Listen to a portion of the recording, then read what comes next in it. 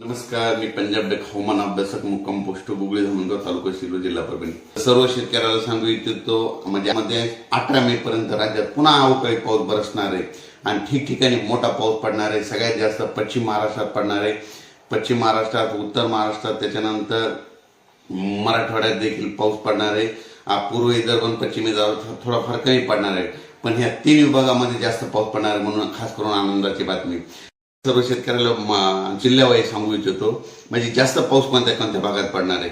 सातारा, सांगली, कोल्हापूर, सोलापूर, पुणे, नगर, नाशिक, नंदुरबार, धुळे, जळगाव, संभाजीनगर, बीड, जालना, लातूर, उस्मानाबाद, त्याच्यानंतर परभणी, नांदेड, हिंगोली ह्या भागामध्ये सगळ्यात जास्त पाऊस पडणार आहे.